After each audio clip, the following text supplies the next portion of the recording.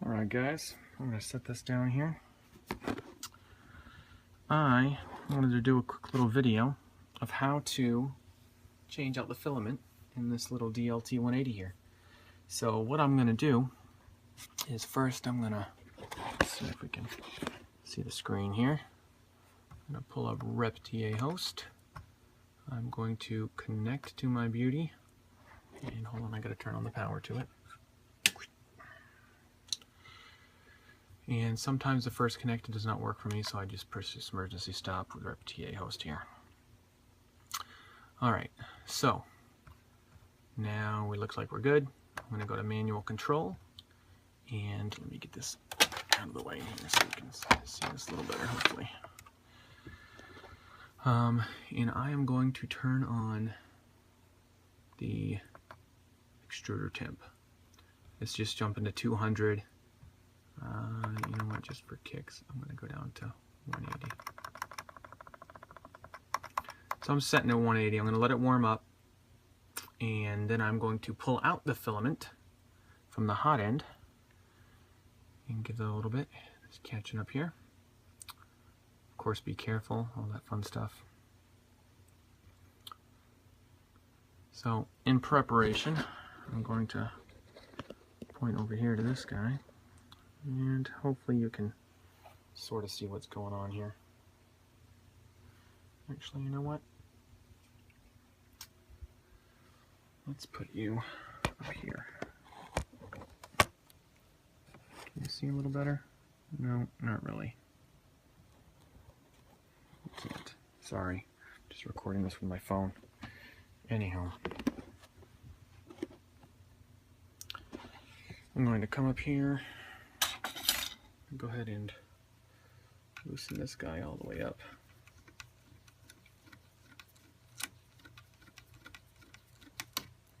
I could smell that PLA cooking now.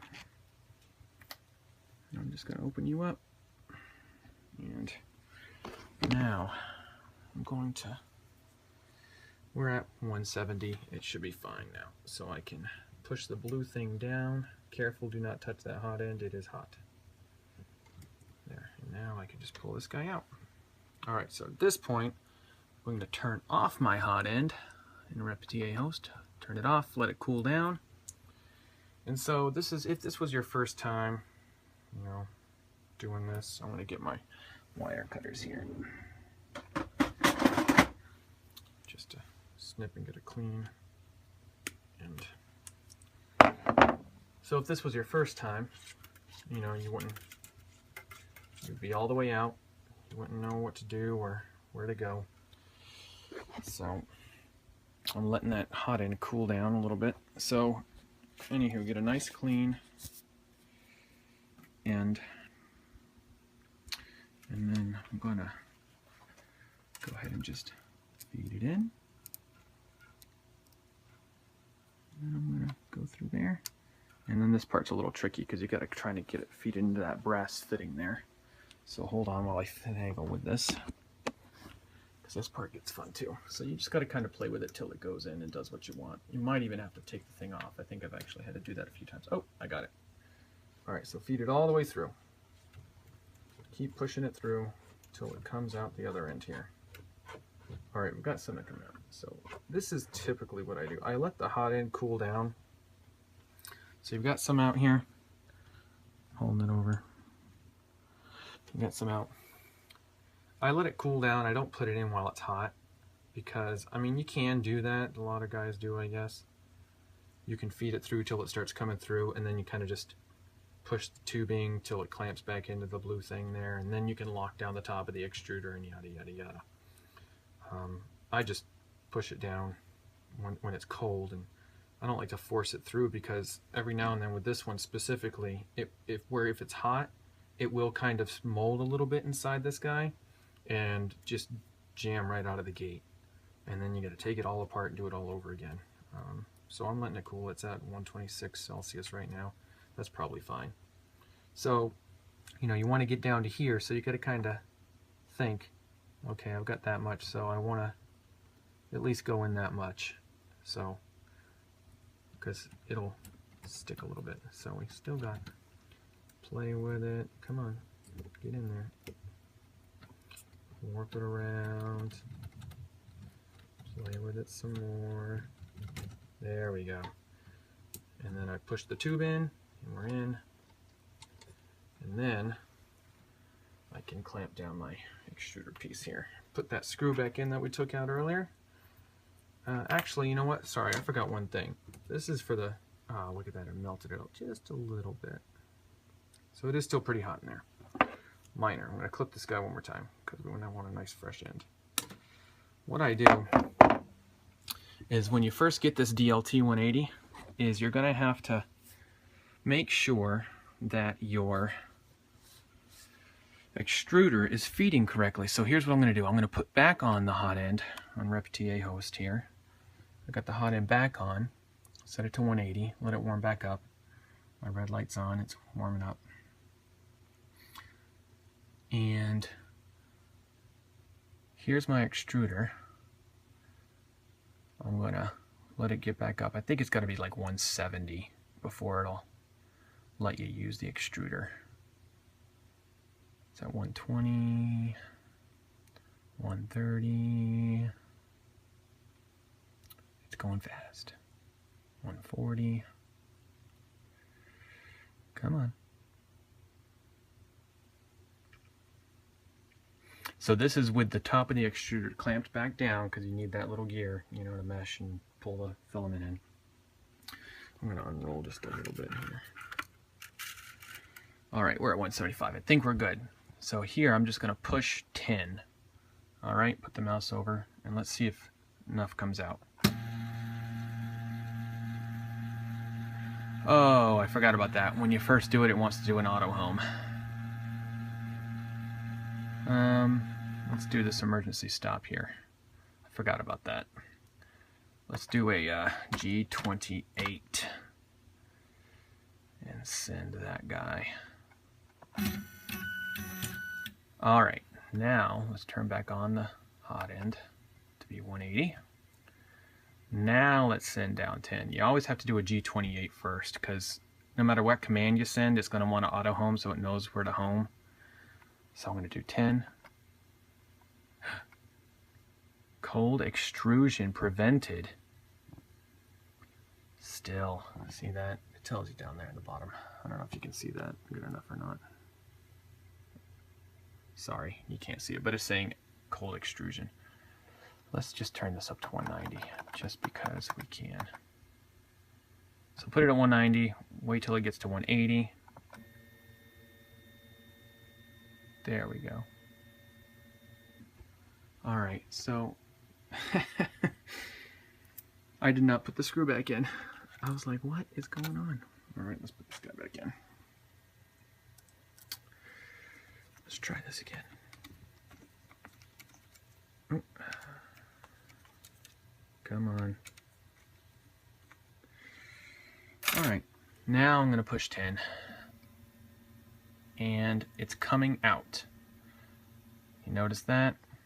Now, do it fast. There, real fast. All right, so when I first got the Dlt-180 set up, it did not go that fast. So here's what I had to do. You gotta find, there we go, you can see it now. You've gotta find, there's a bunch of true and falses in here. Here, your invert X is invert Y, invert Z are all set to true, but my extruder invert was set to false. I had to change that. I had to set it to true, so that way it would feed the filament in the correct direction, because at first when I tried my first print, it was pulling the filament out, and I didn't realize it. I'm like, why is nothing coming out? All this fun stuff, yada, yada, yada. So, anywho, you may run into that same issue, or you could just simply take the whole thing apart and plug the extruder motor, flip the pins back around. You could do that if you wanted to, but the firmware is just easier. You don't have to take the thing all apart again and go through the board. All right, so that's that. And I'm trying to think, was there anything else I really had to tweak in here right out of the gate? I can't think off the top of my head. I'm going to go back to Repetier. I'm going to let my hot end cool back down. And I'm going to go ahead and turn on the fan to help with that process. Put it down to 90. Also, I set my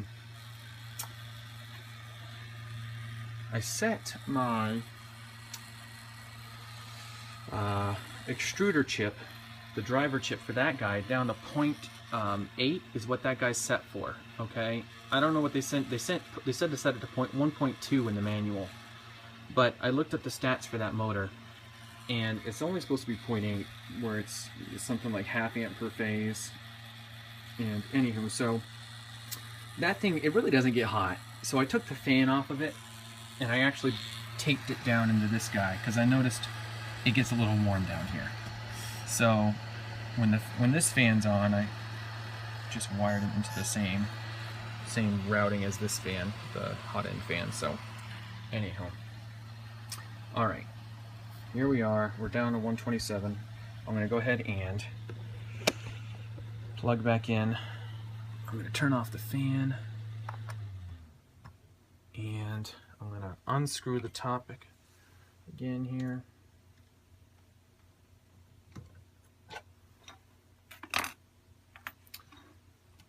And then I'm going to try and feed it back in.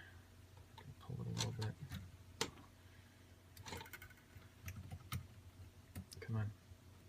You kind of get used to that first bump, and you got to just kind of wiggle it around and twist it around. Come on. You'll also notice that I took off my Z-probe. In case you're curious, the mechanics of it just didn't hold up. So yes, I had to level the bed manually in the firmware, which was an extreme pain, but there we go. Got it in, push it down. Now I can lock down the top of this extruder here. Well, once you get that bed leveled in the firmware, I mean, you just click print and go. And you don't have to worry about it. It's just nice. So it's definitely worth the effort, but I mean, seriously, hours upon hours just trying to get that level right. So I came up with this design here. This way I can go to 0, and I can find, see, also it thinks that 196.3 is my bed height, or my Z height. You know, that's programmed in my firmware, because, you know, first off, these braces raise it up just a little bit, but now when I go to 0, I mean, it's where it's supposed to be.